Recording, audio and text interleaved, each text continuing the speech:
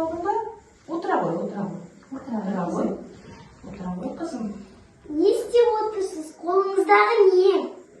Ыршық үйіріп отырмын, қызым. Ыршық деген не ол? Ыршық деген жүннен жіп иіретін құрал. Ертеде осы құрал арқылы қойдың, ешкінің, түйенің жүнінен жіп иірген. Оны тоқыма өнері дейді. Тоқыма өнерінен киімдер, түскиіздер, кілемшелер, жаңағы шұлық, түрлі түсті тіпті қоржынға дейін тоқыған. Ал енді бұл жүнді 4 түлік малдан алғаннан кейін оны өңдеу жұмысы жүреді. Қызым, түсініп отырсың ба? Ал ол өңдеу жұмысы бірнеше сатыдан тұрады. Бірінші жүнді малдан қырқып алады, одан кейін жуады, одан кейін сабайды, сосын барып түтеді.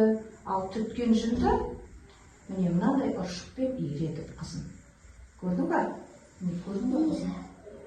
Осындай жіп жасап шығарып, сосын жаңағы жіптерді түрлі түсті табиғи өсімдіктерден жасалған бояулармен бояйды.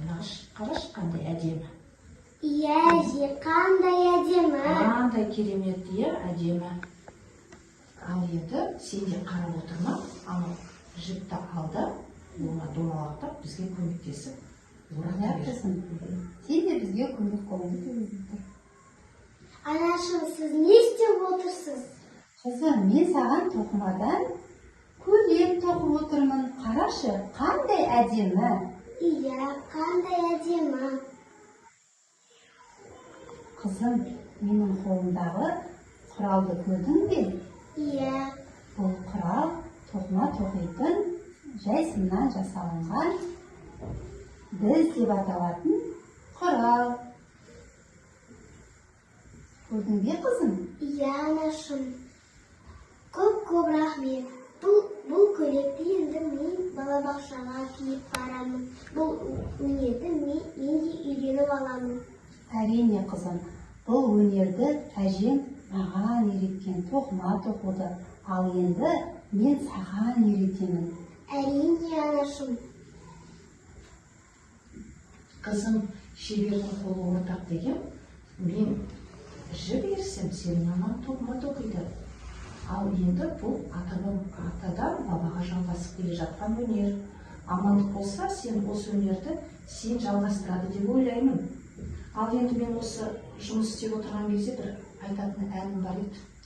Әже, ана, мен айтып берсем бола ма әнімді? Әрине, қызым, айтып бере ғой. Әрине болады.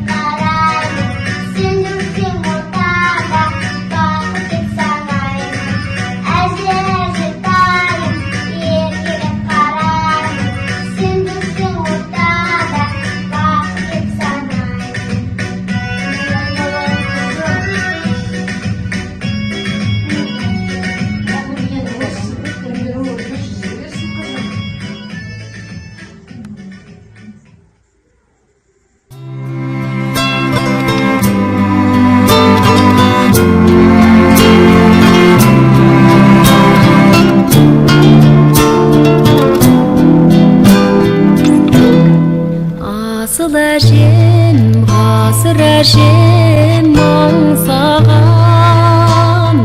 сағынышым сыр ормандай самсаған